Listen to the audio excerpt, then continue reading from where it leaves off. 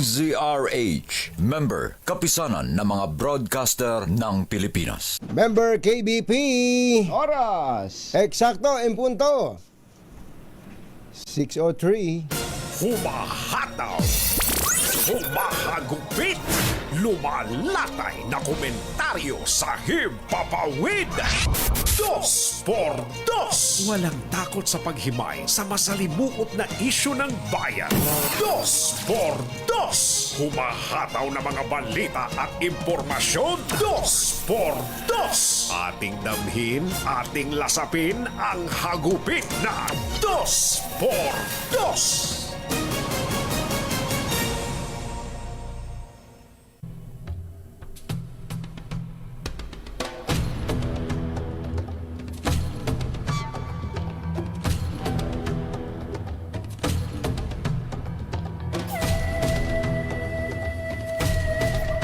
Binago ng mga kongresista ang focus ng kanilang investigasyon sa madugong war on drugs ng Duterte administration. Makaraang akuin ng dating Pangulong Rodrigo Duterte ang responsibilidad sa pagkamatay ng libu-libong biktima ng extrajudicial killings.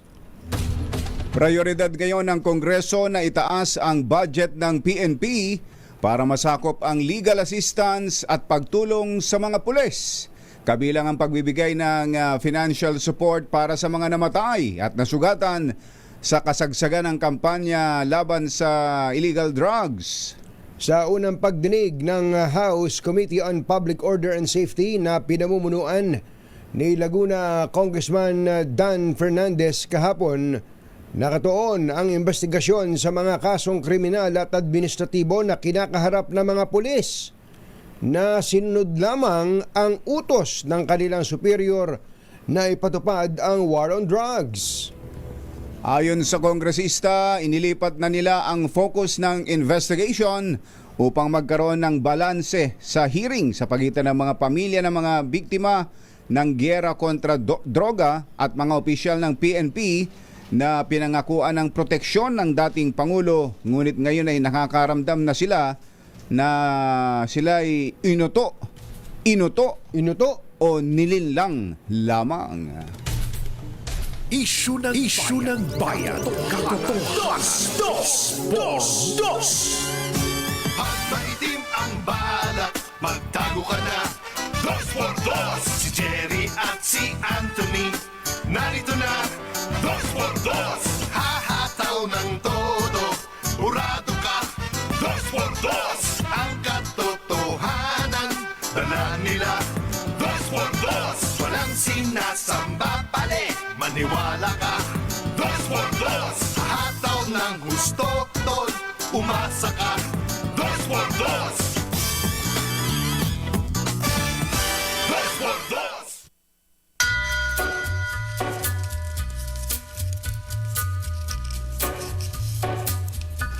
Hi. Maganda morning.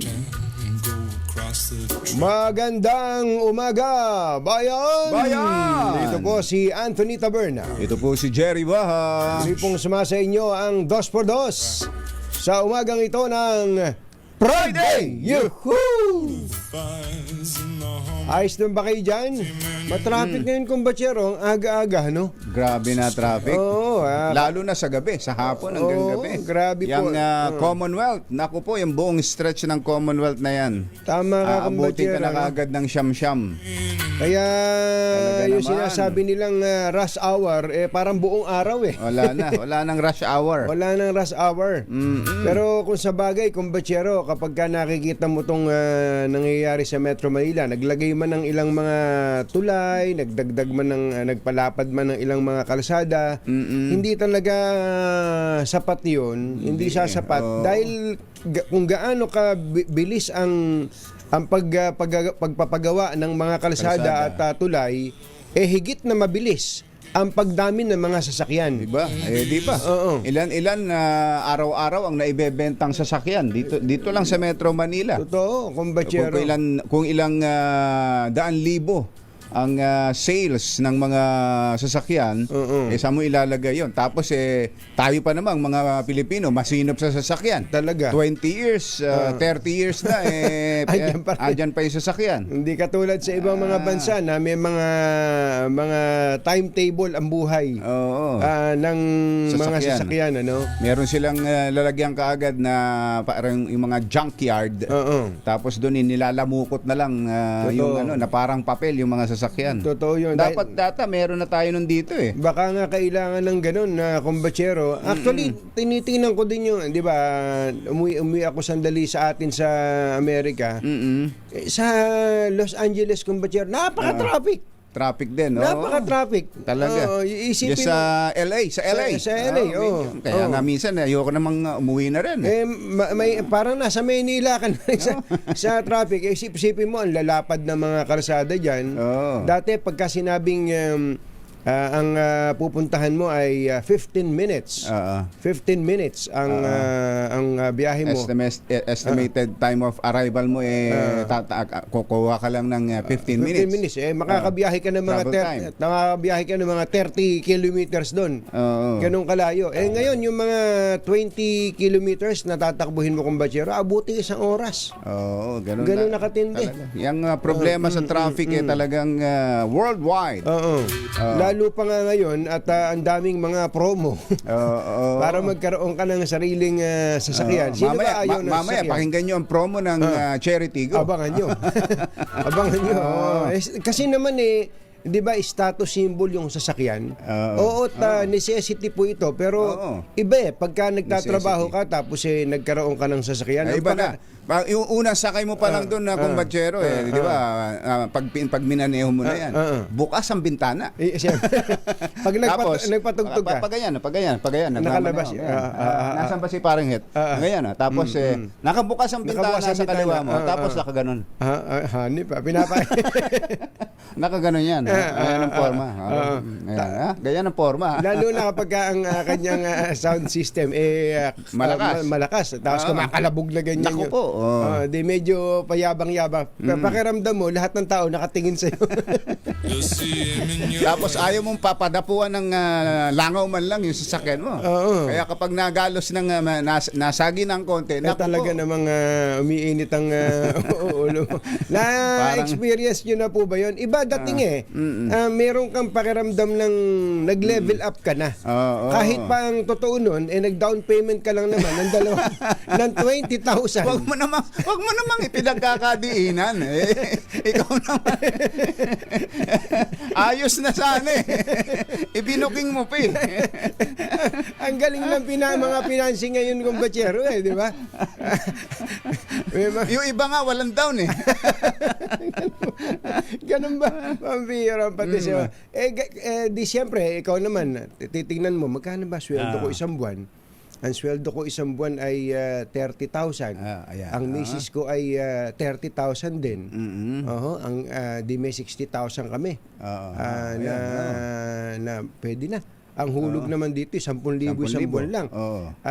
Ilang taon na ba kababayaran? 20 years to pay. Di siyempre, sino ba naman ang hindi maghahangad na kayong mag-asawa, pamilya kayo, meron kayong sariling sasakyan, kahit nga wala ka pang garahe, kahit na nakahambalang lang sa harap ng bahay mo sa may kalsada mismo ang sasakyan mo, pero iba dating nun di ba? Kahit pa sabihin ng gobyerno, gamitin po ninyo ang EDSA busway. Gamitin po ninyo ang trend natin kahit na may mga ganun pang sinasabi ang gobyerno. Kung batsero, iba yung meron kang sariling sasakyan kahit mahal pa yung gasolina. Kahit mahal pa ang diesel. Totoo yan. Kaya po ang traffic po. Tsaka may feeling of na yan fulfillment. Fulfillment. Yung bang nakikita mo yung pinaghihirapan mo. Yes, totoo yun kung batsero. Lalo kang magpupursige ngayon. Diba? Dahil meron kang babayaran for 20 years. Kaya nga kung batsero, meron akong kakilala. May day job na siya. Tapos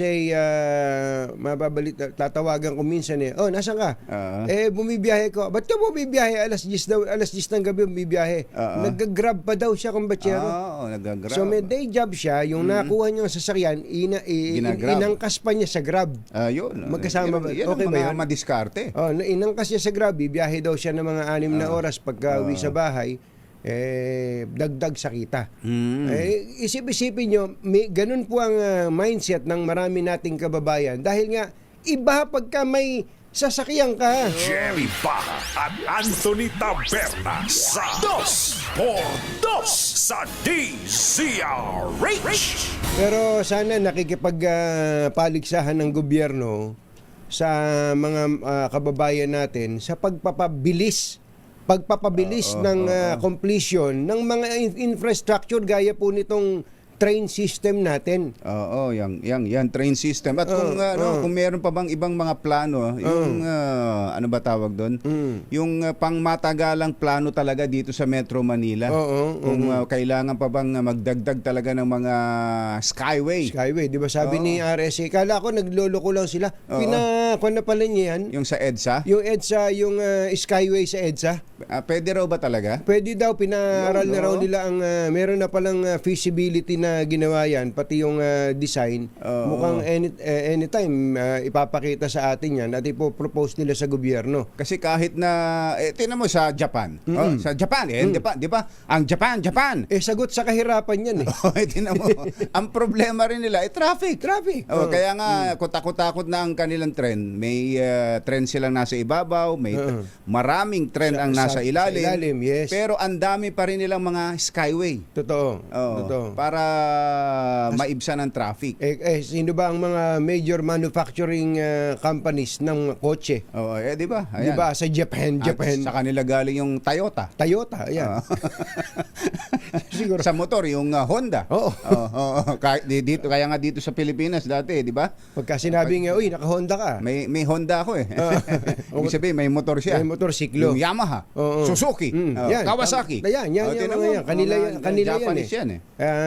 Dati motor lang yan eh. Ngayon may mga 4 wheels na rin yan. Yung Suzuki lang, Isuzu. Yan. Puro sa kanila yan. Sa dami po ng mga naipoproduce nila sa sasakyan, yung iba papalit-palit ng sasakyan, padagdag ng sasakyan. Alam nila, kailangan nila ng mga bagong infrastructure. Ang tanong, ginagawa ba ito ng gobyerno? Nagagawa ba ito ng gobyerno? Alam niyo ang pangunahing problema ng gobyerno sa mga infrastructure projects, kagaya po ng tren. Tanong niyo muna. Ano? Sabi niyo, ano? Yung pasigaw. Ano? Tama po kayo, right of way. Apakatagal ng problema niya, right of way na yan.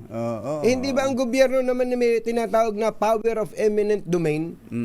Kaya yung iba kong batsero, halimbawa ang China, ang Vietnam, napakabibilis gumawa ng mga ganyan, mga bullet train, mga speed train. Bakit? Dahil sa pagka-autoritarya ng kanilang gobyerno eh. Dito kong batsero, dadaanan yung property ng isang pribadong tao, kailangan ng gobyerno, magkakademandahan, makakampihan ng judge yung may-ari ng private property, aabutin ng siyam-siyam hanggang... Ayun, wala na. Tagal. Wala na. Nakatenga yung project. Yun ang sinasabi. Ano ba pwedeng gawin dyan na Chief Justice Alexander Hesmundo? Baka naman pwedeng mag-issue ng order ang Supreme Court na kapag ang kaso sa husgado ay may kinalaman sa right of way, baka naman may certain time limit na lang kung batsero. Pwede ba upon filing 3 months tapos? Dapat ganun. Sa gobyerno man o sa pribado ang desisyon kung kailangan dagdagan ng gobyerno yung dapat na ibayad. Kasi may ano lang yan eh.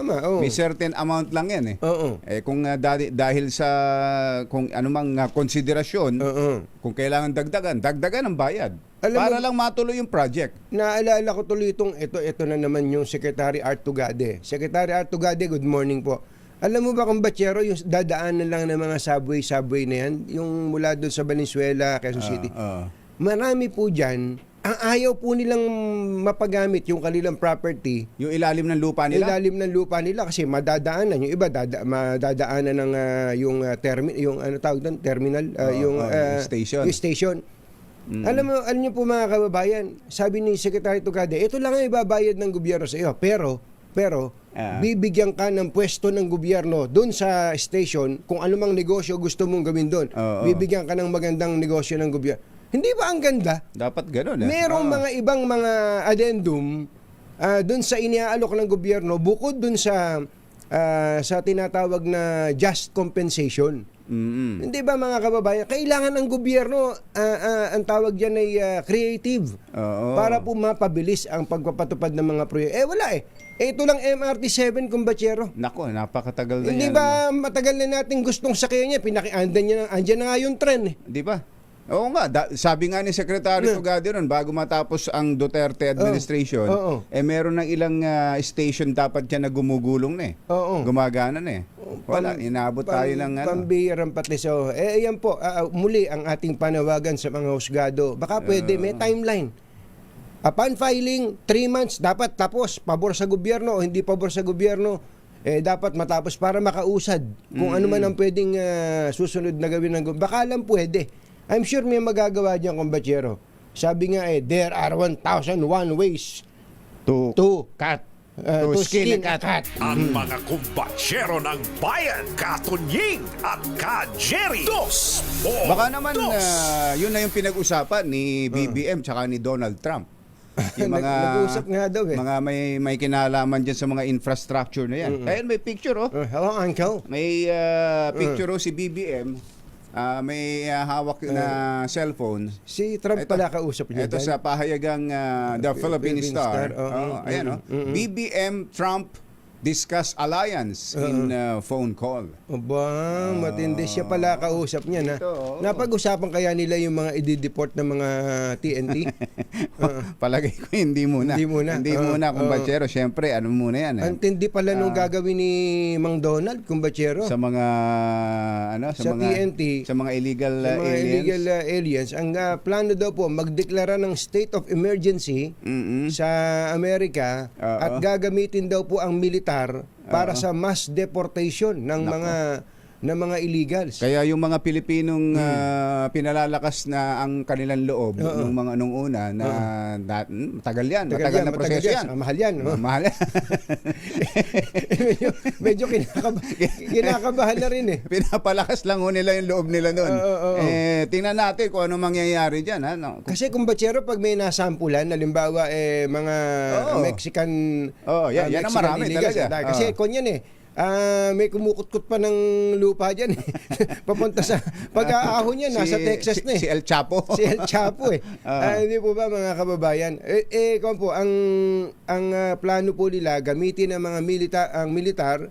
So pagkahablot yung may mga raid na gagawin eh. Pagdampot diyan sa mga illegals, ikakarga kagad sa aeroplano, lilipad na yung aeroplano, dadali na sila sa kung saan mo silang bansa galing. Matindi. Matindi. Talaga ito si Mang Donald iba eh. Grabing manakot eh. No? Grabe. Pero pag meron po siyang isa na naipakitang ganun, palagay ko, uwian na yung mga, uwian na, tapos na. Magsisi-uwian yan.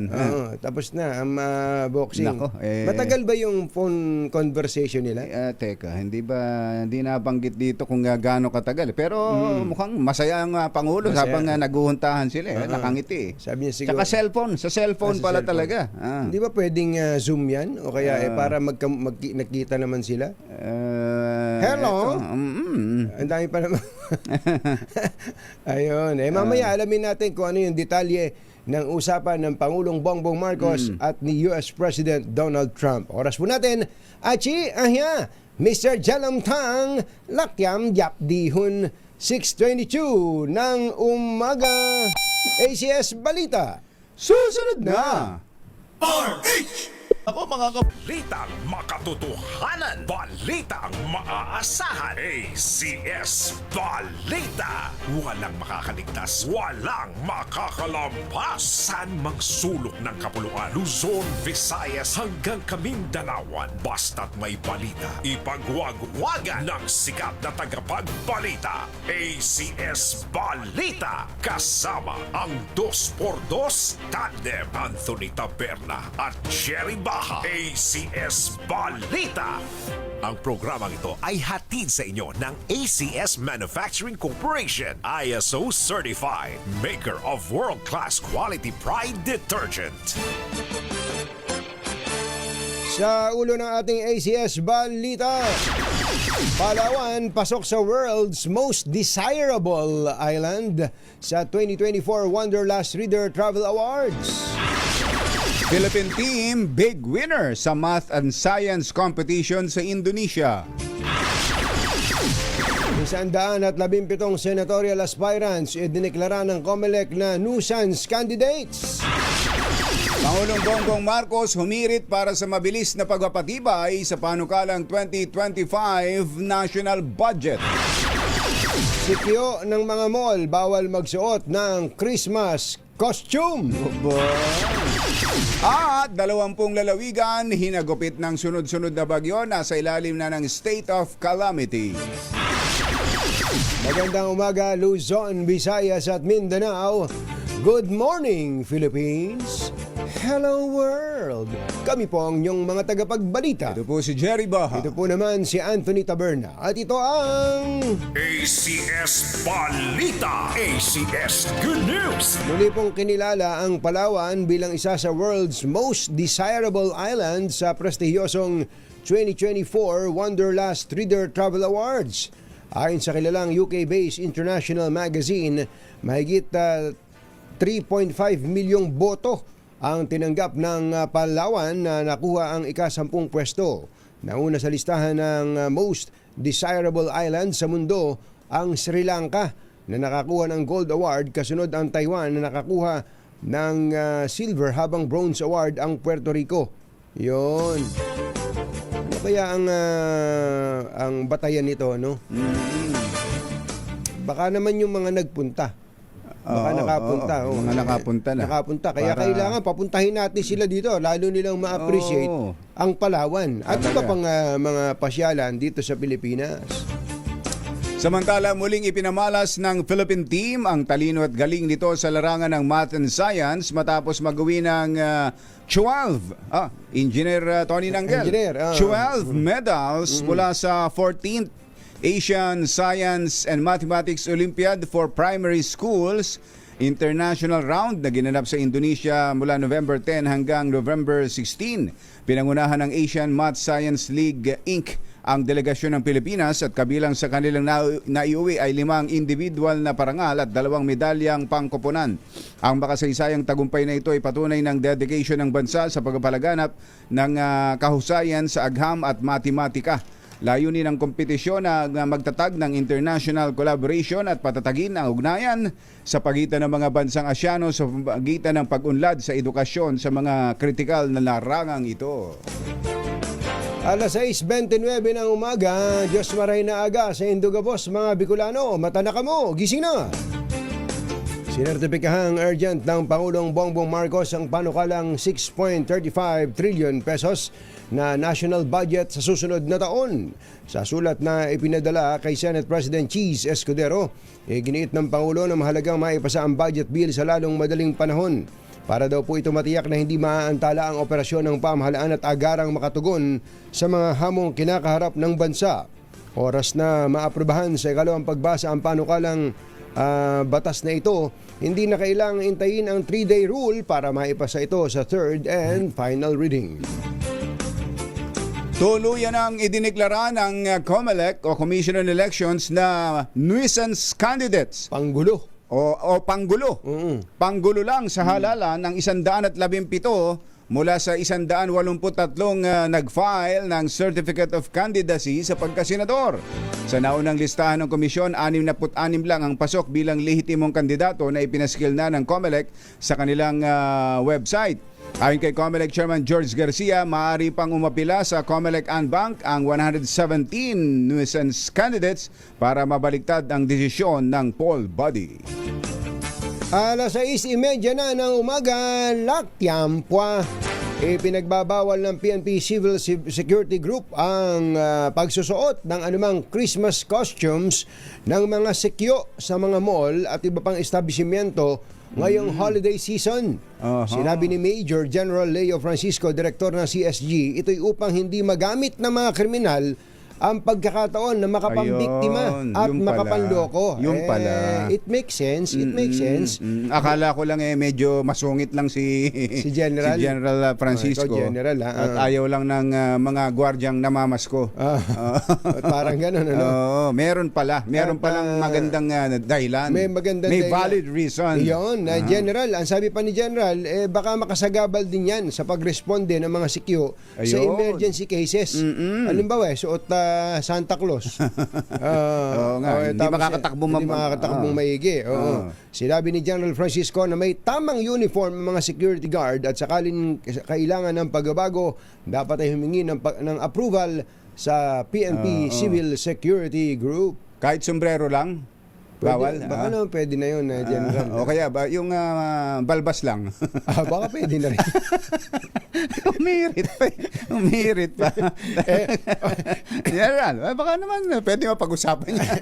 General, baka naman po, General, pwede yung kahit na yung spill lang, yung ho, Ho! Ho! Oo, hindi nga namamasko pero tuwing may dadaan. Ho! Ho! Ho! O kaya kakanta ng ang Pasko ay sumapit. Yung hindi naman malakas. Hindi ba? May na, parang huni na ibon. Jingle bell. Jingle bell. General, baka pwede yun, ano? General, masyadong mainit na ulo. Ay, sungit mo naman, General. Alas 6:32 ang ating oras. Masantos siya kabuasan at sa kayo namin nagbangon kila. Umabot na sa 20 lugar sa bansa ang isinailalim sa state of calamity dahil sa panalala ng sunod-sunod na bagyo. Sa pinakahuling ulat ng National Disaster Risk Reduction and Management Council, 11 lugar sa mga ito ay sa Cordillera Administrative Region, 8 sa Cagayan Valley at 1 sa Central Luzon. Kabilang sa mga naturang lugar ang Isabela, Santiago, Cabagan, Dilasag at Aurora. Kasama rin ang Aguinaldo, Ifugao at 10 munisipalidad sa Mountain Province. Alas 6:33 ng umaga, susunod! Tito Boy! Yung Chief of Staff daw po ni Vice President Sara Duterte, baka ipaaresto na ng Kongreso. Uy, teka, kailan ba uwi nun? Dapat nakauwi na yun Dapat nakauwi na. Nung alam ko dapat nung 17 yan di ba? Ano na ba ngayon? 20. 29? 20. Minamadali. 20. 20. 20 na nga pa. yan. Dapat nung linggo ang uwi niyan Oo nga, nako. Oo. Attorney Sulaika Lopez. Attorney, nako. Kailangan magpakita ka na. Dahil mainit ang ulo ng isang congressman, gustong-gusto kang makita. Oo. At merong babala ang DSUD mga kababayan, Department of DSUD? Human Settlement and Urban Development. Lalo na sa mga OFWs natin, baka daw po kayo ay kasama sa mga nag-invest na o hinihikayat na mag-invest ng isang nagro-road show sa ibang bansa para mag-invest sa housing project. Ganun? May Dito, ganun? meron. May ganun. Baka kasama ho kayo dyan. Sa 4PH? Sa 4PH. Nako. Oo, nako. Magagaling May babala ho dyan ang DSUD. Makinig kayo mamaya. Yan at iba pa sa pagbabalik na ACS Balita. 6:35 in the morning. This time check is brought to you by ACS Balita. Ang programang ito ay hatid sa inyo ng ACS Manufacturing Corporation, ISO certified, maker ng world-class quality Pride detergent. Hi. Maganda morning! Ano bang araw today, kumpachero? Today is Laundry Day Friday. Yuhu! At pag Laundry Day Friday, all you need is Pride Washing Machine Detergent. Ay, may triple strain away formula kaya tanggal ang makapit, malupit, madikit na lupit pa siya kaya easy ang labada. Kaya pala mula noon hanggang ngayon, all you need is pride. All you need is pride. ACS. Kasama ang 2x2 tandem Anthony Taberna at Jerry Baja. ACS Balita.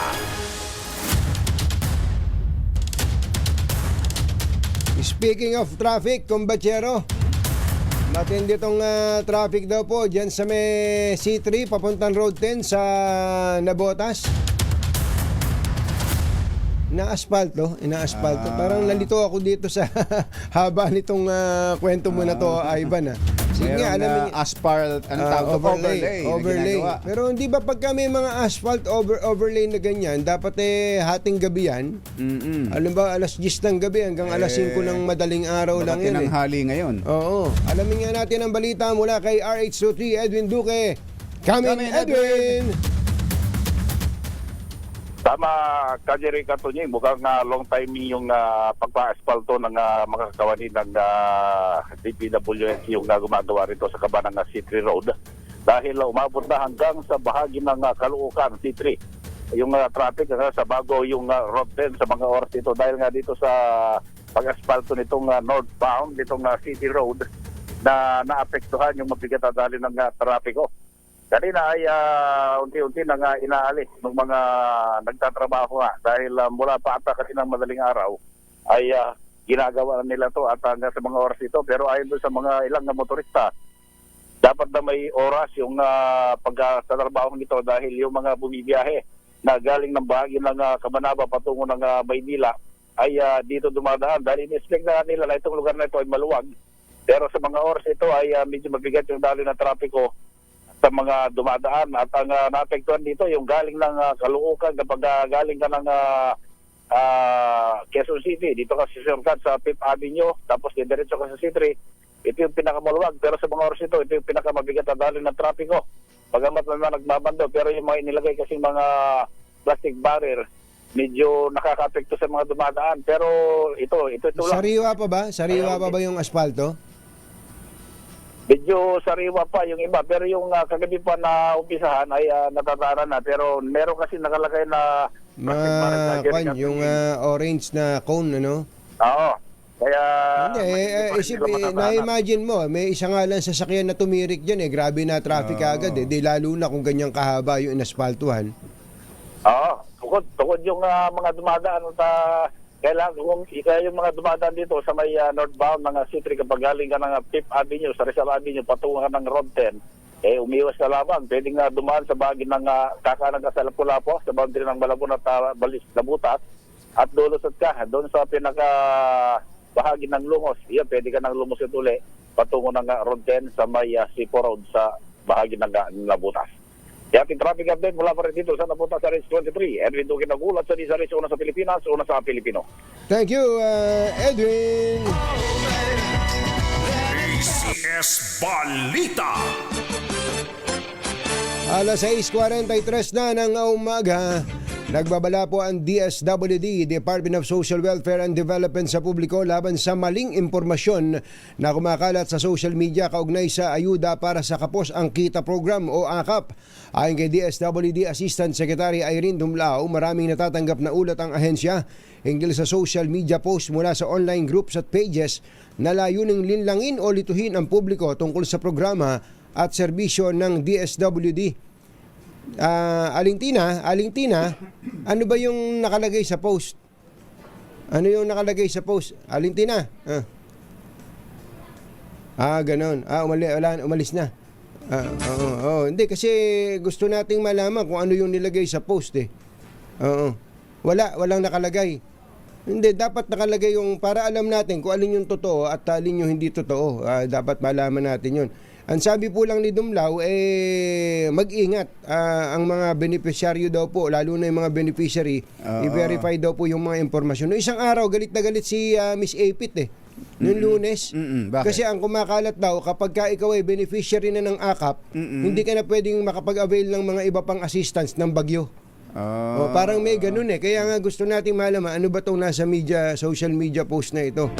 Basta importante ang mga kababayan, kapag may mga anunsyo ang gobyerno, just to be sure, ang pupuntahan po nyo yung official page Yan, ng government agency concerned. Okay?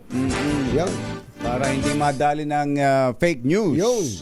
Umabot na sa mahigit 717.5 million pesos ang pinsalang dulot ng bagyong Nika, Ophel at Pepito sa sektor ng agrikultura at infrastruktura.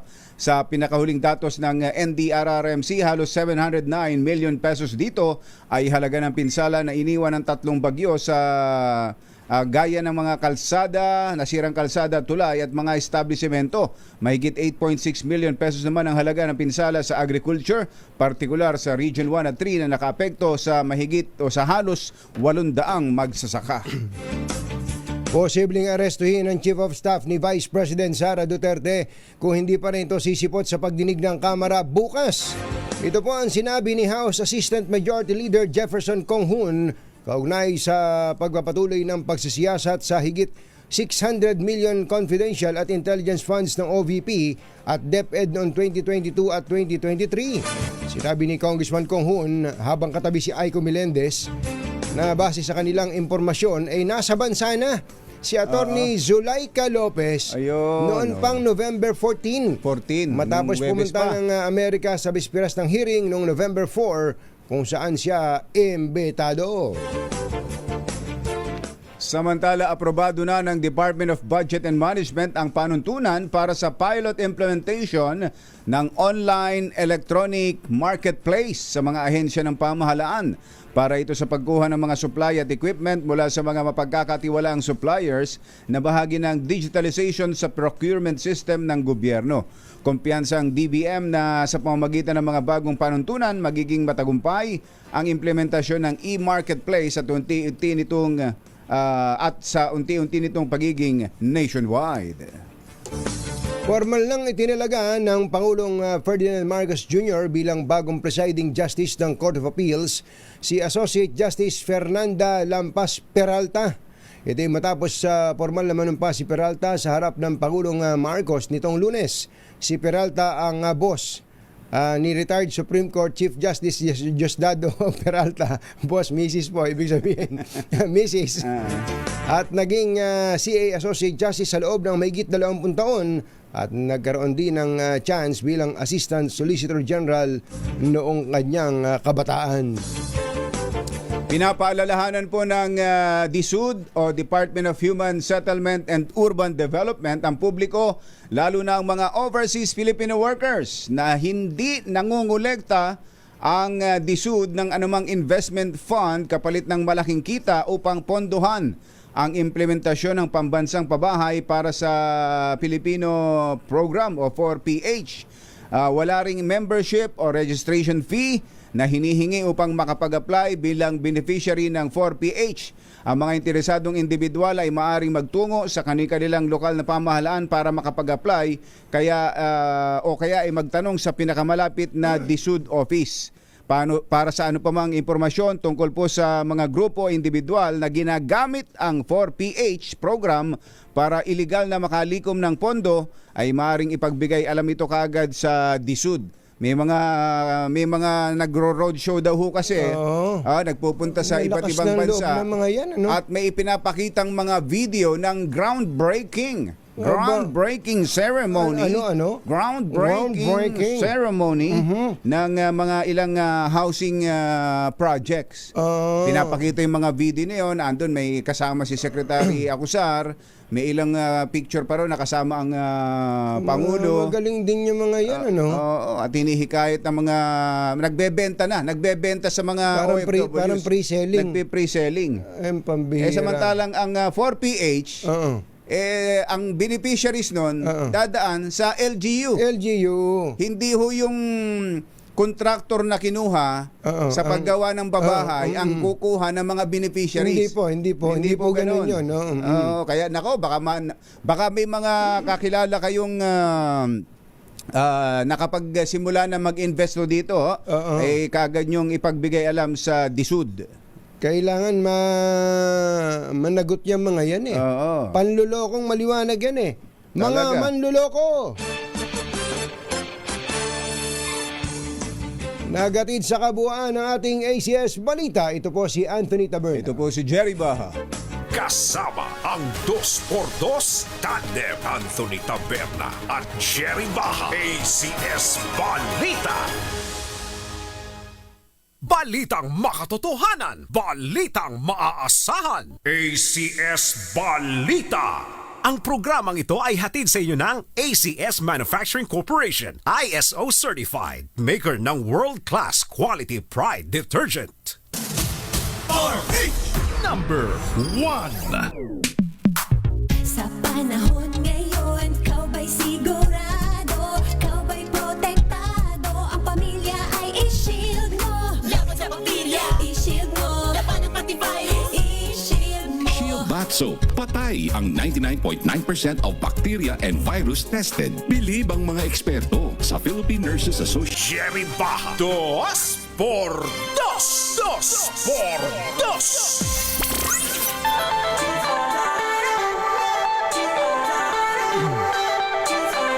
Umpisa na raw po ng amihan. Aba. Malamig Kaya pala, ang simoy ng hangin. kanina nga, pagbukas ko ng bintana, malamig na nga ang simoy ng hangin. Para bang may bagyong darating. Wag naman sana. Pero sabi po ng Pag-asa, mukhang pahinga tayo hanggang end of November ay wala daw po tayong bagyo. Sana naman. Sana nga, Alam niyo naman, pagka amihan season at may bagyo, matitindi po ang landfall niyan. Oo, tinutulak pababa eh. Oo. Kaya landfalling ang mga bagyo pag ganitong panahon. Oo. Yung mga kababayan naman natin na nandiyan pa rin sa mga evacuation centers, nako, alam po namin kung gaano kahirap. Yun nga, nakikitira ka lang sa kamag-anak mo, ang hirap eh. Oo. Di ba? Ang hirap nun, yung Talaga. nahulog lang kumbatsero, di ba? Nahulog lang yung tinidor. Ang pakiramdam mo, pinagdadabugan ka na eh. Di ba? Nahulog, hindi naman sinasadya. Di ba? Sinasadya. May naguhugas ng pinggan, yung may-ari ng bahay. Tapos kumalabog yung kawali. Nasagi yung kawali, nahuhugasan din. Pakiramdam mo, pinagdadabugan na yata ako ni Tia. Oo, ganun kahirap. Tapos pagka tuwing kukurot ka ng bangus na inihaw na bangus na ulam nila dahil ikaw ay nakikitira lang, pakiramdam mo lahat nakatingin sa pagkurot mo at sa pag kumuha ka ng sausawan at Mahirap talaga. Naku, napakahirap po. Yun ang pakiramdam na isang nakikitira. E di lalong mahirap yung nasa evacuation center nasa evacuation. Talagang yung hindi ka komportable. Talaga. Lalo na doon sa lugar talaga na pagdadalan sa hindi naman talaga bahay, hindi naman talagang bahay 'yun eh. Oo. Nilagyan lang ng kumuha lang ng lugar para may masilungan sa panahon ng emergency. Pero ulitin natin, 'di ba ang disud kamo merong Merong isang proyekto. may proyekto, mayroong programa para sa mga nasiraan ng kanilang mga bahay. Ito pala kumbatsero ay dating nasa responsibilidad ng DSWD. Ang tawag diyan ay Emergency Shelter Assistance. Ayun, ipinasa na. Ipinasa na niya. Tama dit, ubod ng dami namang inaasikaso ng DSWD. Tama. So ipinasa na po yan sa DSUD. Kinokontak lang natin si Undersecretary Randy Escolango. Yusek Escolango, kumukontak po kami. Baka po nagkakasalubong tayo ng tawag. Oo nga.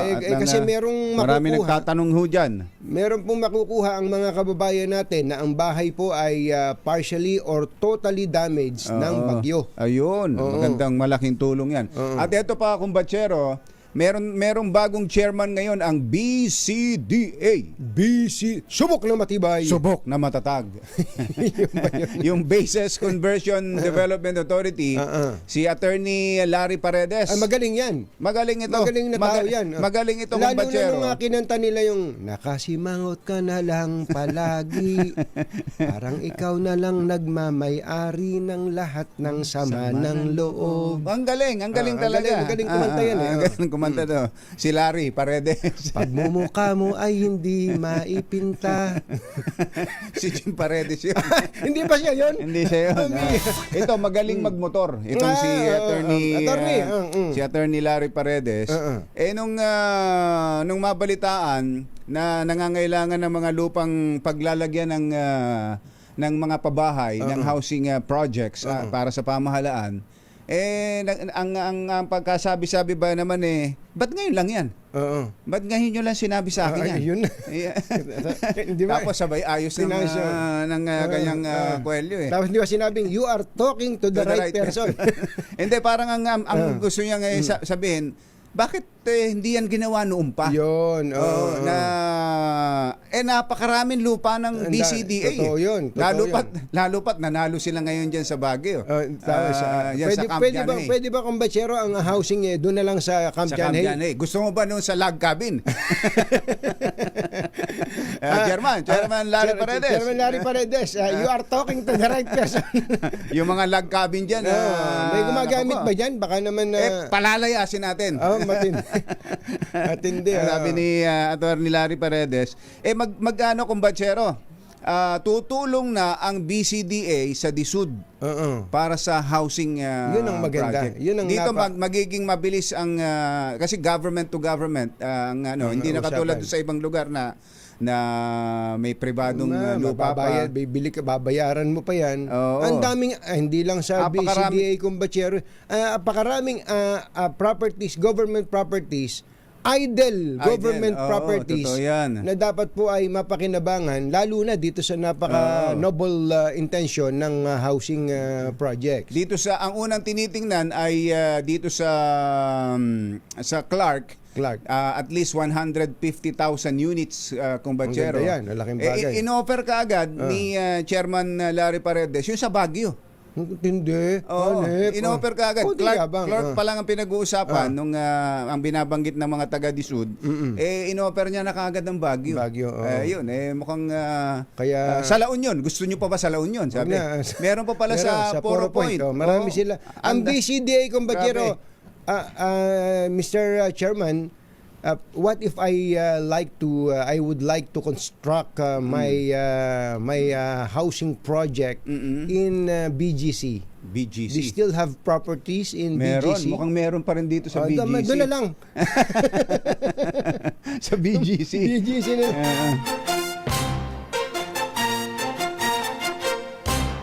Tonying at Ka-Jerry, Anthony Taberna, Jerry Baha, ang samahang pinatibay na ng panahon. 2 por 2 por 2 RH! Mamadaming time sa lahat ng DZRH, member, kapisanan ng mga broadcaster ng Pilipinas.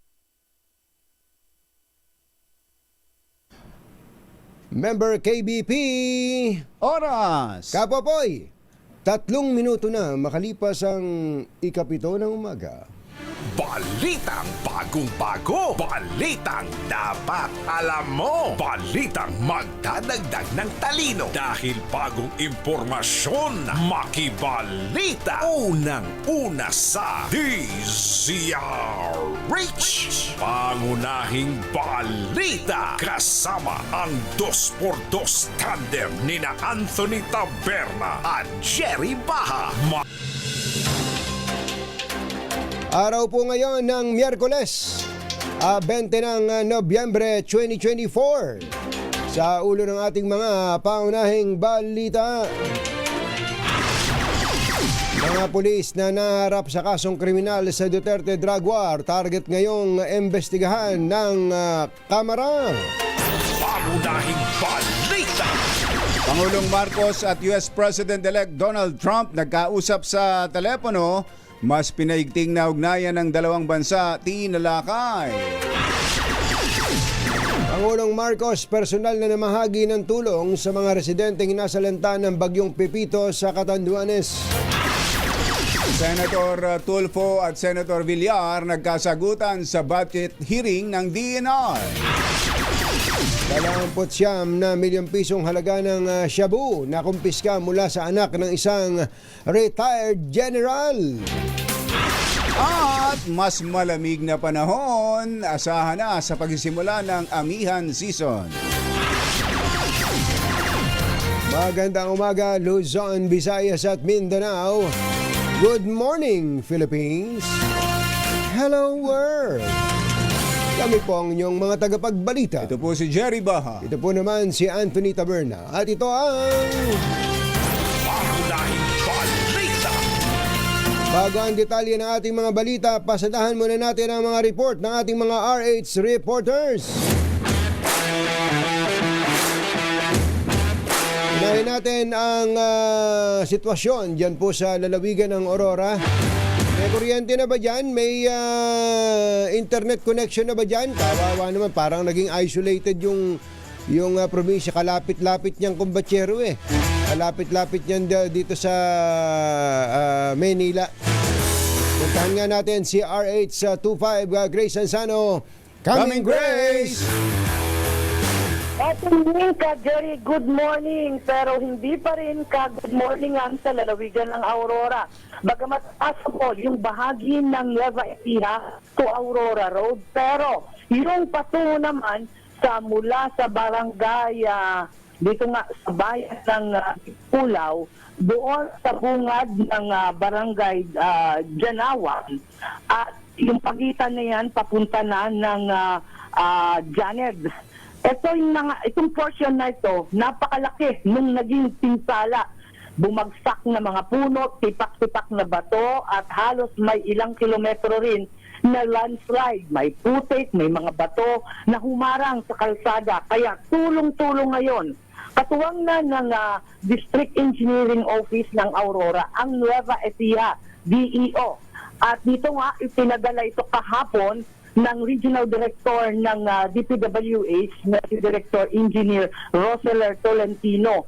Ang nakikita nyo ngayon yan sa monitor ay napakahaba yan na landslide dahil nga napakalambot na ng lupa matapos nga ang pagbayo at paghagupit na ng bagyong Pepito. Bagamat inaasahan, ipilitin nila na matapos yan para tagusan yung ula sa bahagi ng Dinadjawan punta ng norte, yung bayan ng Dinalungan, Kasiguran at Dilasag. Marami sa babae ang stranded dito sa bahagi pa lamang ng Dinadjawan. Kaya kahapon personal na nandyan si Governor Reynante Tolentino para nga makita niya ang pagkilos ng mga tauhan ng DPWH. At sabi nga ng ating nakausap mismo si Regional Director Reynante Tolentino, ang pagtulong ngayon Regional Director, ano pangalan? Si Regional Director ng DPWH, Roseler. Ayun, parang nalilito ka yata. Roseler, ayan, Roseler, okay. Roseler Tolentino, ang iyong masipag na ninong. Yun, masipag talagang, imagine, sa luwang nitong mga nasira. At sa ngayon, ang tutok din ay mula dito sa Dinadjawan, yung barangay Kalaokan, palabas naman yan, ng nagtipunan. Kasi may mga malalaki ring tipak at landslide nga na ng bato ang bumagsak dyan. Pero kahapon ay pilit na nabutas na yan para nga madaanan ng ating mga kababayan. Yung galing sa norte na dyan na dumadaan para mas mapabilis yung kanilang biyahe. Pero ang matindi pa rito ay nagbabagdown pa rin ang signal ng communication. So timingan ang paggamit namin ng signal ng communication para lamang makapagpadala ng mga information. Kahapon din, nakita ko rin yung session ng sangguniang panglalawigan ng Aurora dahil hiniling na ni Governor Reynante Tolentino sa sangguniang panglalawigan na ipasa ang pagdedeklara nga ng state of calamity sa buong Aurora sa tindi ng pinsala. Maging itong linya ng mga kuryente ay inaasahang more or less madali ay matapos ito sa loob ng 1 linggo. Nandoon pa lang sa main highway ang clearing operation na ginagawa ng Aurelco. mayroon na rin dumating na mga karagdagang tropa na mga electric cooperative para nga matulungan na itong Aurora. Actually, yung galing pa ng Pampanga may dumating dito. Meron ding ilan na sa Karatig, Lalawigan para nga tulong-tulong nang mapabilis ang pag-restore, pagbabalik ng supply ng kuryente sa buong Aurora. So sa ngayon, ang ekonomiya naman dito medyo okay pa rin naman. Kaya lang yung dahil sa kawalan ng kuryente kaliwat kanan, ang yung gamit ay generator set dahil kinakailangan yung mga maiinom din tubig sa mga refilling station, yung mga nag-charge ng kanilang mga cellphone, yan ang senaryo dito sa Aurora. Katunying ka, Jerry. Maraming salamat sa iyo, 25 Grace Sansano. Pangunahing balita. Magbalita muna tayo, kumbatsero. Umarangkada na ang investigasyon ng Kamara sa mga pulis na naapektuhan ng Duterte War on Drugs. Layo ng investigasyon na mabigyan ng tulong ang mga pulis na naharap sa kaso, nakulong, nasaktan at nasawi dahil sa drug war. Bukod pa ito sa pagtugon ng Kamara sa panawagang hustisya ng mga umano'y biktima ng extrajudicial killings. Ayon kay House Committee on Public Order and Safety Chairman Dan Fernandez, may ilang mga pulis na sumunod lang naman sa kanilang superior pero ngayon ay naiwan na sa ere. Una nang inako ng dating Pangulong Rodrigo Duterte ang responsibilidad sa madugong giyera kontra droga ng kanyang administrasyon. Sa datos ng PNP, 1,286 na mga pulis ang naapektuhan ng drug war, 312 dito ay nasawi, 974 ang nasaktan mula July hanggang June 2016 hanggang June 2022. Mahigit 200 pulis naman ang naharap sa kasong kriminal. Arestado ang anak ng isang retiradong general at nasamsamang halos 30 milyong pisong halaga ng shabu sa isinagawang buy-bust operation sa Zamboanga City. Nakumpiska sa 40 anyos na suspect na si Ashraf Kaizar Iqbala alias Bar ang 4.4 kilo ng shabu na nagkakahalaga ng 29.9 million pesos. Si Iqbala ay nagpakilalang anak ni retired General Sukarno Iqbala nang una itong maaresto noong 2019 at nakumpiska sa kanya ang 100,000 pisong halaga ng shabu. Ang anti-illegal drug operations laban kay Iqbal ay sinagawa ng Zamboanga Police, PIDEA at National Intelligence Support Group Western Mindanao. Nagkasagutan sina Senador Raffy Tulfo at Senador Cynthia Villar sa budget hearing ng Department of Environment and Natural Resources. Nagsimula ito ng questionin ni Tulfo ang pag-imbita ng DNR sa dalawang quarry operators sa isa nilang event sa Rizal, gayong suspendido ang permit ng mga ito noon pang 2022. Dumipensa si Senator Cynthia Villar na siyang budget sponsor ng DNR at sinabing ang gobernador ng Rizal ang nag-imbita sa mga ito at hindi naman ang DNR. Hindi na kumbinsi si Tulfo at sa halip ay binigyan diin pa na hindi rin inimbitahan sa event ang Masungi Georeserve na isa sa mga pangunahing organisasyon na nagsusulong ng conservation ng kagubatan sa Rizal.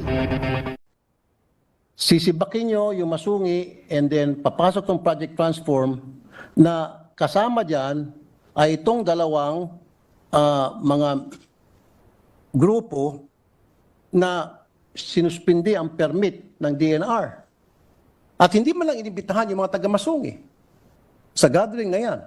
Masungi Rock Management Council was invited and Masungi Georeserve is part of it. Well, show us proof like letter of invitation. Kasi siyempre pag in-invite sila, hindi naman verbal lang yan. Yan po'y pinapadalan sila ng sulat.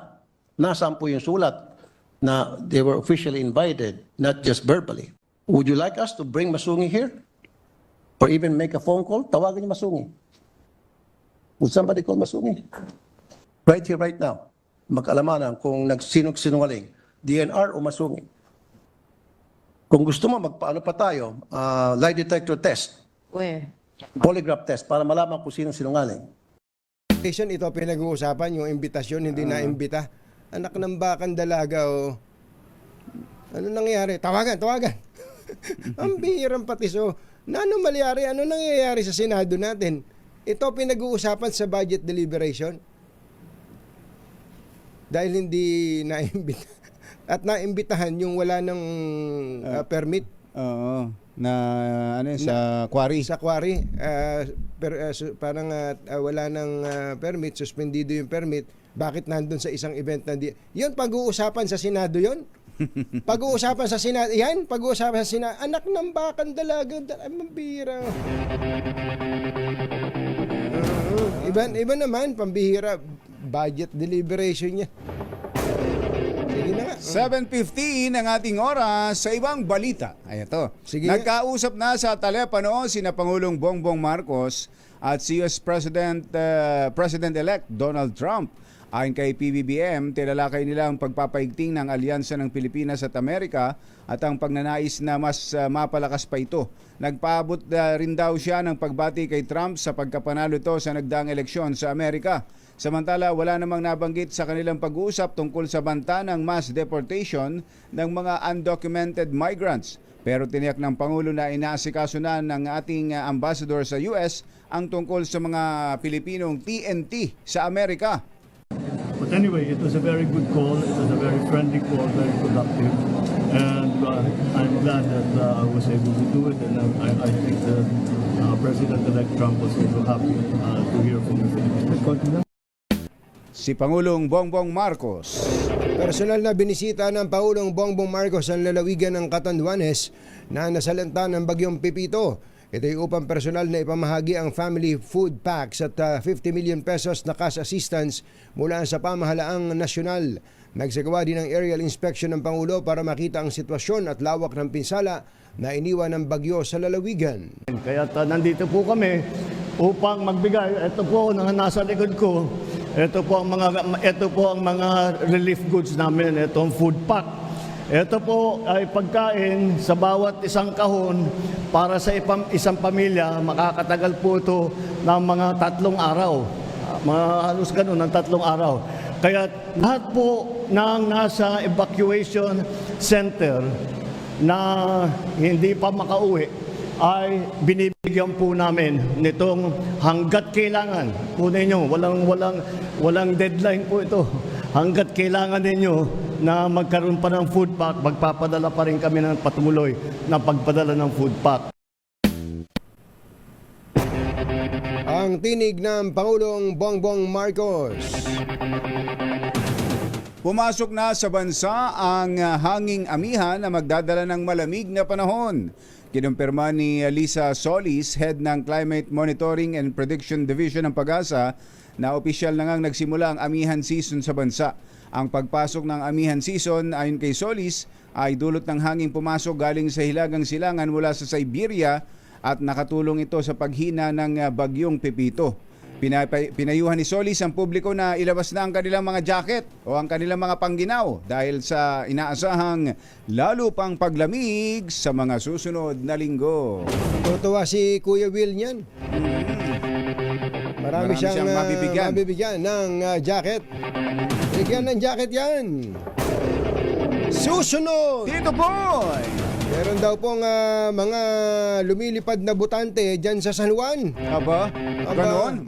Mga manananggal. Sa San Juan? Oo, sa San Juan. Aba, hindi lang sa San Juan. Oo. Pati rin daw dyan sa Makati. Meron din? Meron din daw. Aba. At mukhang gusto raw papanagutin ang mga nag-issue ng barangay residence certificate. Oo, pambihirang patisyon. Ba. Yan at iba pa sa pagbabalik ng Pangunahing balita. doon pala sa mga taga-barangay Tambo, Parañaque, meron po kayong makikitang isang matipunong lalaki dyan na iikot-ikot at mamimigay ng pera. Si Sherwin Alfaro sa ating Pasko Panalo Promo.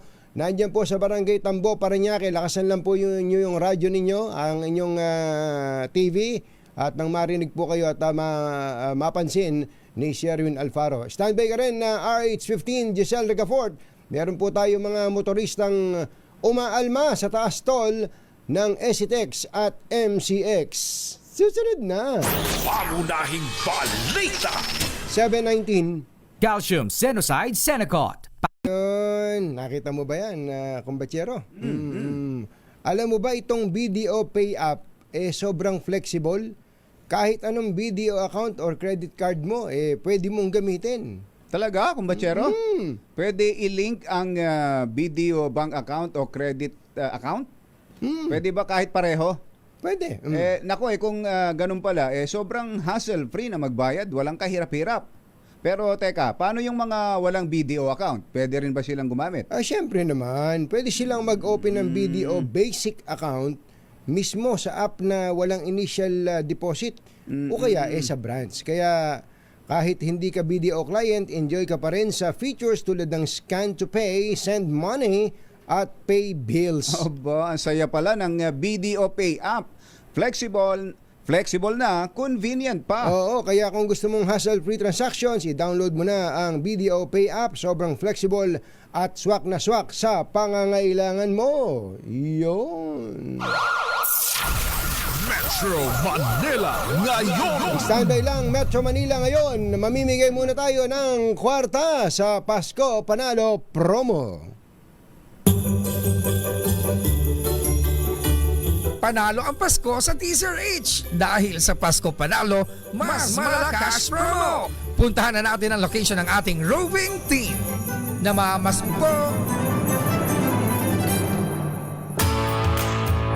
Sherwin, go, go, go! Yes, Anthony Jerry, kanina nabanggit niya BPI, ito naman BPO. Dahil ang mga BPO na may ID na worker, meron daw 25% discount. Yan, no? Saan? Dito, oh. Tapos, pasunod lang daw yung ID nyo. Yan, ha? Pero ito na, ang malakas ang nakikinig sa atin ngayong umaga dito sa Barangay Tambo, Parañaque, kung saan ay naaaktuhan natin sa kanilang bahay. Yan, lakas-lakas ng radyo dahil araw-araw pala, nag-aasam sila na makapuntahan at mahuli ng DCRH. Ito, huli-huli natin. Tatay, ayun ang ganyang radyo, nakasakasan dito sa may kalsada. Pangalan niyo po? Koskos po. Ferdinand? Koskos. Tatay Ferdinand Koskos. Fiesta pa sa inyo. Malapit ang fiesta. Malapit ang Pasko, kaya nakahanda na yung mga damit. Umere peke. Opo. Tatay, dahil palagi ka nakikinig sa DCRH, sino pa po rito mga nasa tuwing umaga? Anthony Taberna. Jerry Baha. Nanginig ka pa. Nanginig time ka pa. Ipinakita pa yung daliri. Isinum out pa doon sa daliri. Ninenervyos. Araw-araw. Alisin mo na nervyos. Sherwin, alisin mo nervyos. Alisin natin yung nervyos. Ito, meron kang 1,000 pesos. Tinan mo. Siyempre, lalo pa mawawala ang nervyos mo dahil meron ka rin Teaser H. Jose Benabag. Yan, o. Yun. Timbang square. At maraming salamat, sir. Tanggal din ang nervyos mo kapag ginamitan mo na Teaser H umbrella. Yan, o. Thank you, Sir Jonyeng. At Sir JJ. Thank you po. Thank you. Maraming salamat din sa inyo sa patuloy na ako ng gamot. May pambilis na kung lalakas na kayo. Gagaling. Lalakas. Umapagas pa. Sa mga nais manada ng 1,000 pesos, laging dumutok sa Teaser H. Baka kayo nasusunod natin winner sa Teaser H Pasko Panalo Promo. Aris number 6, Sherwin Bata Alfaro, DZRH, una sa Pilipinas, una sa Pilipino. Long after the thrill of living is gone. Thank you, Sherwin. Metro Manila ngayon. Nandito na ang ating Eto na sila. Metro Manila ngayon. Oy, congratulations muna sa iSpy. Detective Agency, ha? Tingnan mo nga naman, ito palang iSpy Detective Agency ay pinarangalan bilang most outstanding private detective for the year 2024 dyan sa CSG Camp Crame. Congratulations, ha? Ka-check talay. At sa mga bumubuo ng iSpy Detectives and Investigators. Ayun. Oo. hindi po ba nila pinagsasawaan ng mga award, katakot-takot na award niyang I Spy na yan? Oo. At good morning at happy birthday din kay Ma'am Cheryl De La Peña. Ma'am Cheryl De La Peña Ma'am ng Cheryl. Poblasyon 1 sa San Jose del Monte, Bulacan. Happy birthday. Binabati ka po ni Ate Shula dyan po sa SJDM. Andito na siya. Unahin natin si RH15 Giselle Ricafort. May mga tumututol daw dyan sa taas tol sa SCTEX at MCX. 15 Giselle Ricafort. Coming Giselle! Sa Jerry Katunying, todo alma ang ilang mga motorista sa taas singil sa toll fee sa Subic, Clark, Tarlac Expressway at Muntinlupa, Cavite Expressway. Ayon sa mga nakapanayam natin, hindi ito napapanahon dahil hirap na nga raw sila sa sobrang mahal ng petrolyo at iba pang pangunahing bilihin. Kailangan din nilang ayusin muna ang serbisyo sa mga ito kagaya na matagal na nilang inaangalan na matinding traffic at RFID system. Halimbawa nila yung nangyari sa isang motorista nitong Setyembre kung saan biglang bumagsak sa hood ng sasakyan ng gate barrier ng SCTEX. Ito'y kahit pa nagkulay green na ang RFID scanner, indikasyon na maaari na sanang dumaan.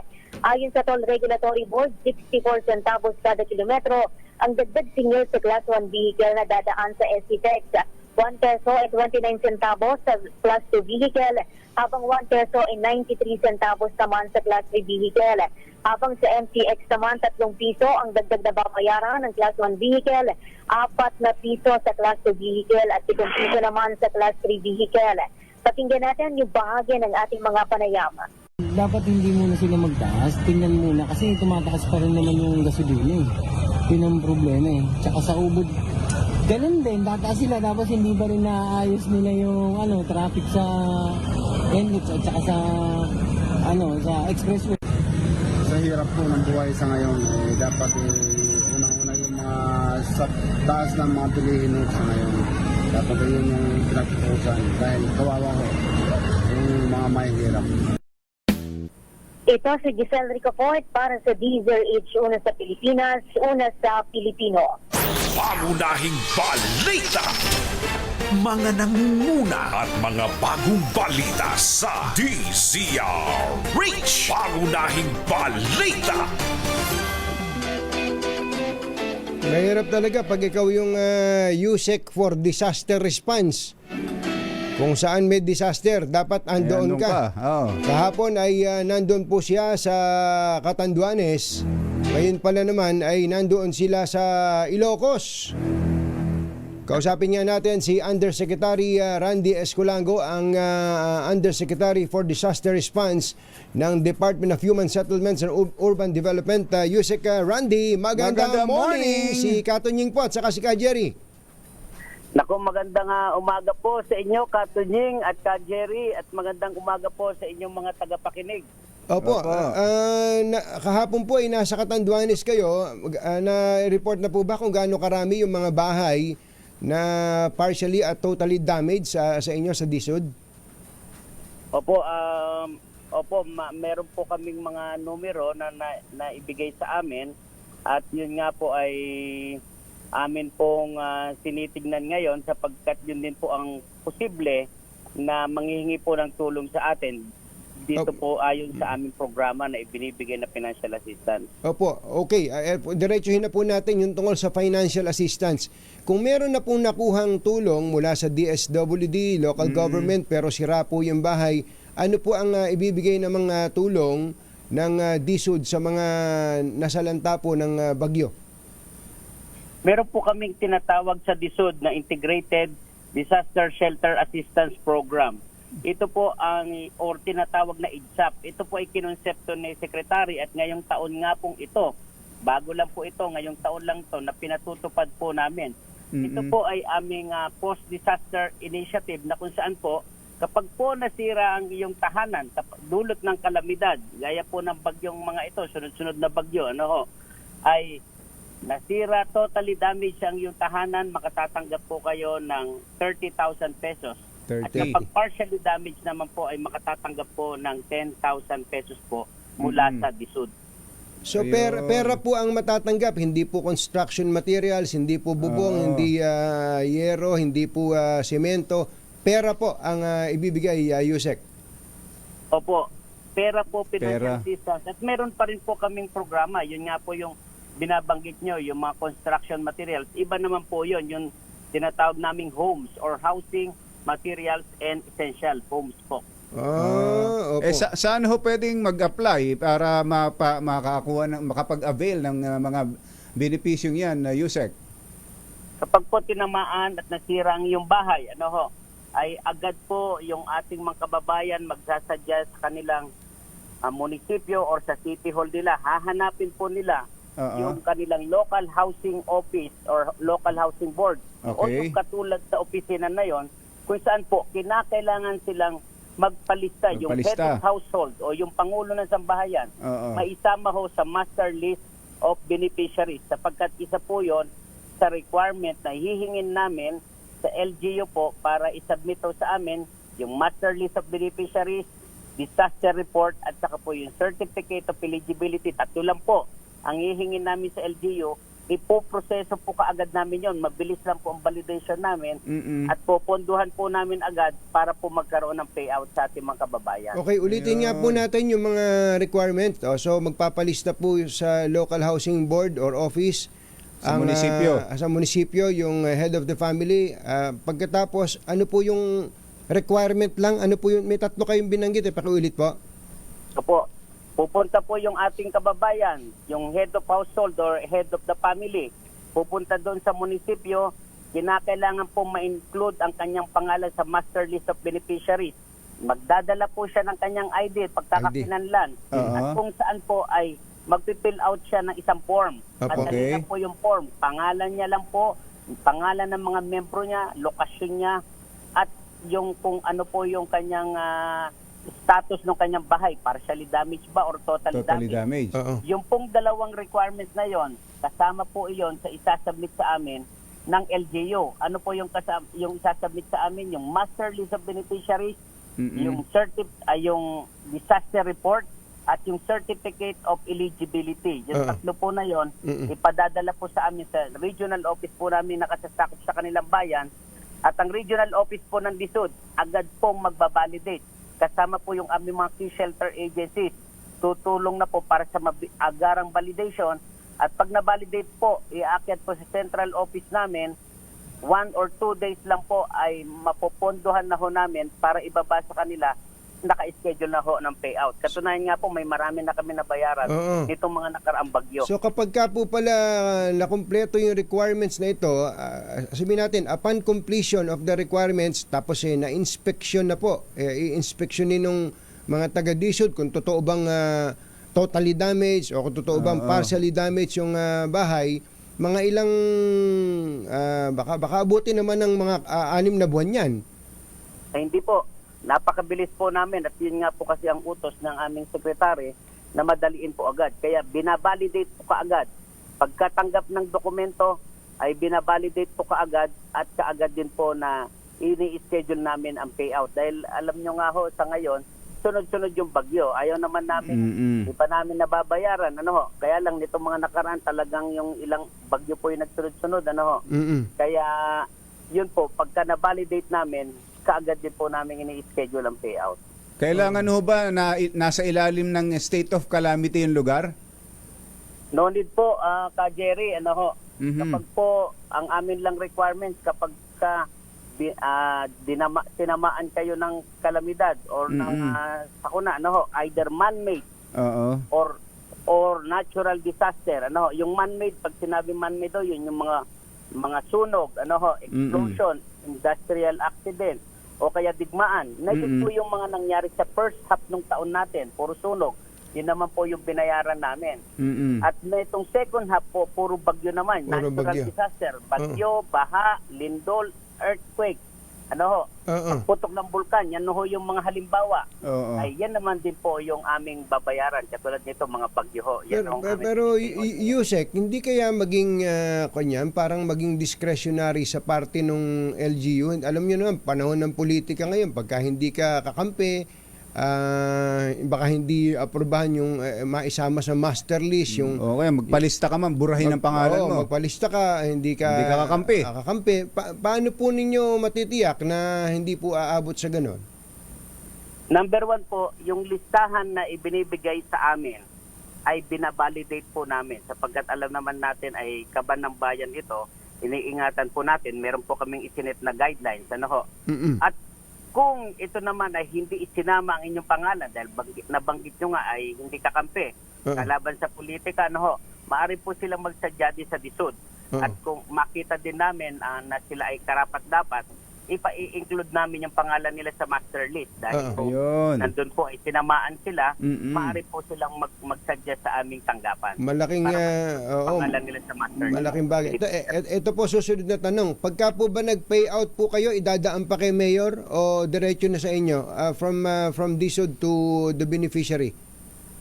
Pag nag-payout po kami mula sa DSUD, iaabot po namin sa kanilang kamay. Ngunit ikino-coordinate din po namin.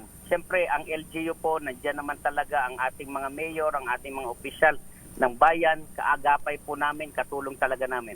Kino-coordinate din po namin sa kanila. Pero ipinararating po natin sa ating mga kababayan, ito po ay mula sa DSUD, ipinagkakalob ng ating Administrasyong Marcos through sa ating Secretary Jose Rizalino Acusar, inaabot namin sa kanila, wala po silang babayaran, wala po silang pagbibigyan. Buong perang matatanggap po nila mula sa amin sa kanilang kamay. 30,000 kapag totally damaged. Pag partially damaged ay 10,000. Opo, ito po ay unconditional. Walang ibang kondisyon maliban doon sa ID lang nila at doon sa kanilang ipifill out na form. Nakatatanggap po sila sa ibang ahensya ng gobyerno, katulad po ang DSWD nagbibigay din, may mga AISO sila, ang DOLE naman may mga tupad ho sila. Kung nasira ang yung pananim, meron din ang Department of Agriculture na ibinibigay. Ito po ay ang amin naman pong binibigay ay tumutukoy sa pabahay. Pag nasira yung bahay, makatatanggap ka sa DSUD. Regardless na binigyan ka ng tulong ng iba pang ahensya. Ayun, kahit meron nang nakuha sa iba, iba yung kay DSUD iba yung iba pa. Sa inyo. Teka muna, kumbatsero, Yusek. Paano po kung ibigay niyo yung 30,000? Halimbawa, nahawakan na ni head of the family, tapos makainom na nga lang, ipang-inom ko na nga lang ito at mag-happy-happy kaming mga barkada ko habang wasak yung aking tirahan. Mamomonitor niyo po ba yun? Pwede ba niyang gawin yun?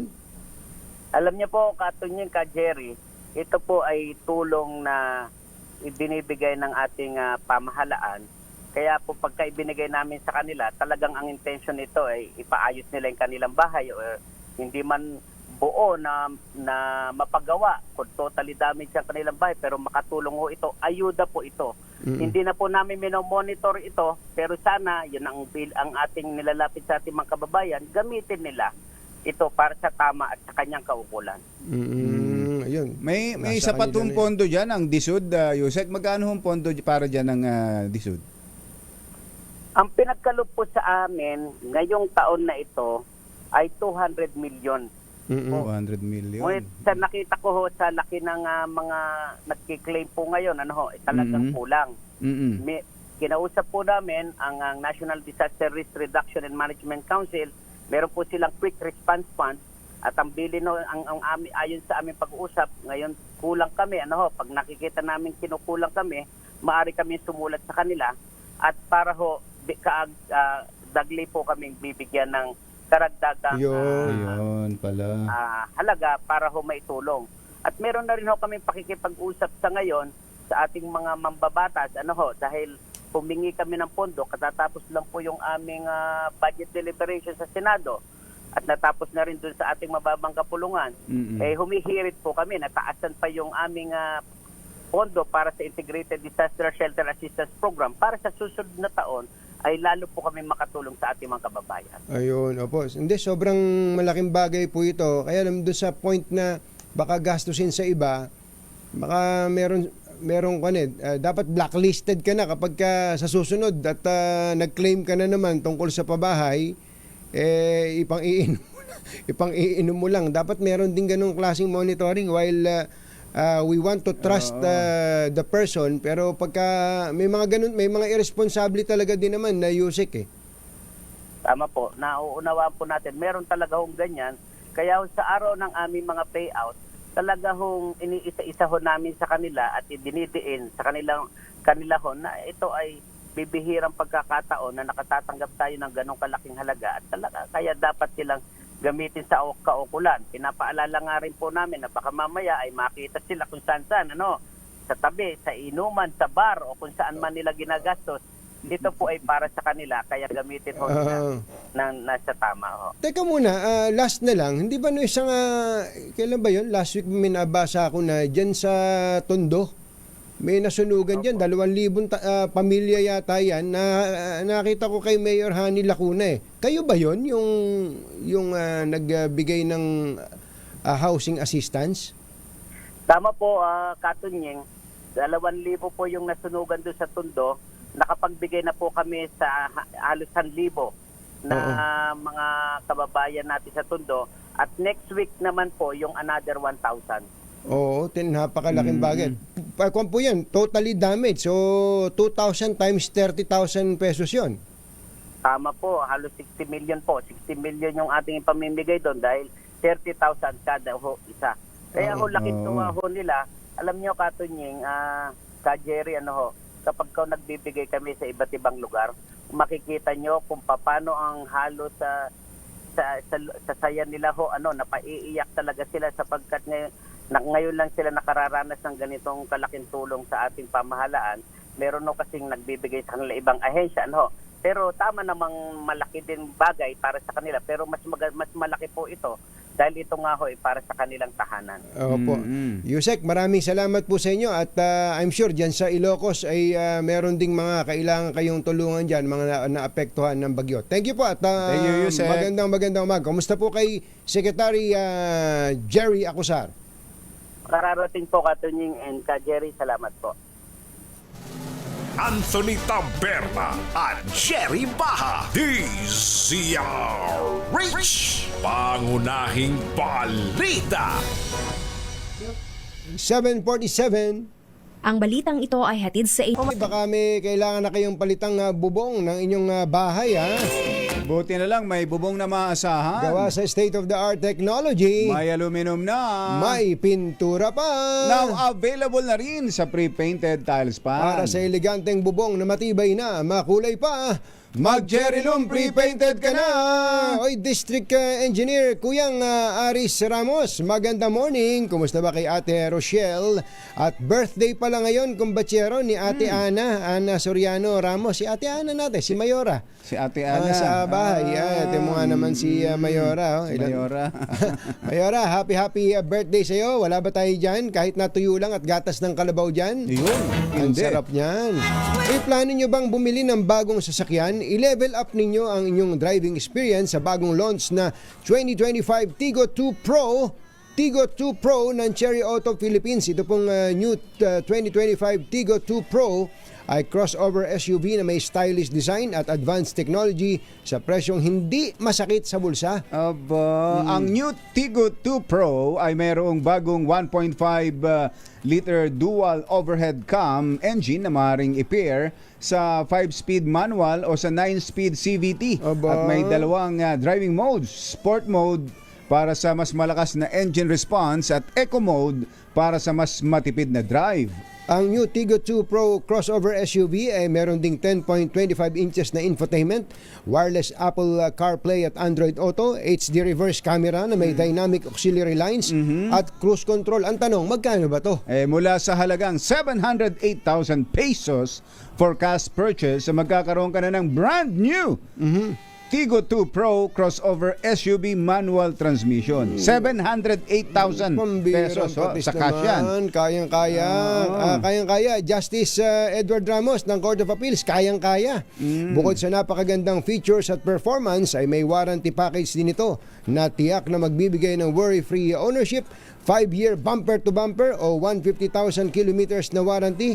Alin man doon ang mauna, 3-year roadside assistance at free PMS for 1 year ang kasama sa warranty package. Yan. Kaya bumisita na sa pinakamalapit na Cherry Auto Philippines dealership at i-test drive ang new 2025 Tigop 2 Pro crossover SUV. Para sa karagdagang impormasyon ay maaari ring bisitahin ang Cherry Auto Philippines Facebook page. Yan. Pangunahing balita sa showbiz. Magandang dilag. Ay, happy birthday pala sa Provincial Director ng Quezon PNP.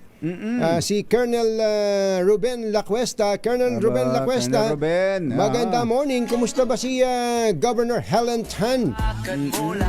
Maraming mga programs and projects sa peace and order si Governor Helen Tan. Kailangan magaling ang Provincial Director. Correct. At si Bong Alcanzo, happy birthday. Binabati ka ng buong PMA Marangal Class of 1988. At Caselo Lagmay. Caselo, kumusta ba dyan? Saan mabisiha? Sabi ni Engineer JC, kasama yung kanyang misis na malapit nang maging abogada, baka daw hindi imbitado si Senator Raffy doon sa event ng DNR, kaya masama loob. Hindi naman siguro. Baka big deal talaga sa kanya yung isyong yon. Sino ba tong singer, actress at TV host na foreigner na itinago ng matagal ang kanyang sakit na kanser para patuloy pa ring makarakit dito sa Pinas? Alamin natin ang detalye ng balita mula sa ating showbiz legend Morley Alinio. Magandang morning, Morley!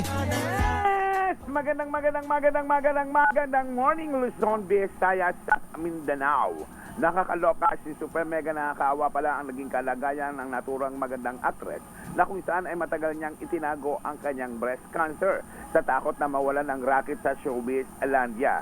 Madalas daw ay sumasakit ang kanyang katawan, ulo at dibdib dahil nga sa kanyang breast cancer, pero tinitiis niya ang lahat ng iyon para daw makarakit siya. Kailangan daw niya ang kita para sa pambayad ng kanyang pag-hospital. Well, ayon kay Diana Meneses, matindi ang kanyang pinagdaanan. Hindi daw alam ng mga tao na sa kabila ng kanyang pagtawa-tawa, pagsayaw-sayaw at kung ano-ano pa, ay nagdaranas siya ng cancer. Pero ngayon ay Diana Meneses na siya. Oo. Pre-cancer na siya at wala na siyang karamdaman at masiglang na ang kanyang katawan. Pero ang isa pa sa hindi niya malilimutan ay nung magkaroon sila ng hiwalayan ng kanyang non-showbiz boyfriend na kung saan ay nagdadalang tao siya na 4 na buwan. Pero nalaglag daw ang bata. Yun daw ang 4 months na? 4 months. Nalaglag. Oo, kaya naman sabi ng naturang actress na sobra ang kanyang pinagdaanan. Ayan ang ating. Pero ano ba kung bakit siya naka-move on? Ito ay dasal daw siya ng dasal dahil sa dasal daw talaga nakukuha ang lahat. Yon ang sabi nitong si Diana Meneses nung makausap natin. Yan ang ating DZRH Showbiz Hottest News. Pero teka muna, batiin ko muna si Mami Sherry Ramirez. I love you, Mami Sherry. Yan ang ating DZRH Showbiz Hottest News. Ako po si Morley Alinio para sa DZRH. Una sa Pilipinas, una sa Pilipino. Babu! Bilis ng oras, kumbatsero, hindi na tuloy natin basa yung 30,000 na flying voters daw sa San Juan na ibinunyag ni Senate President Pro Tempore Jinggoy Estrada. Ba't daw kaya dumadami bigla ang tao doon? Baka maraming nanganganak doon. Okay, lumilipat doon, ano?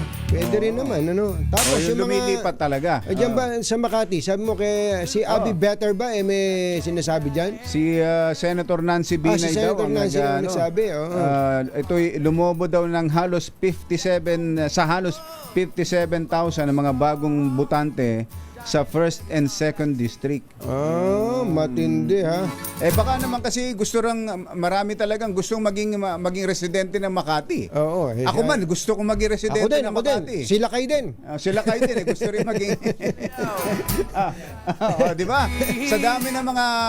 kapag ang isang LGU...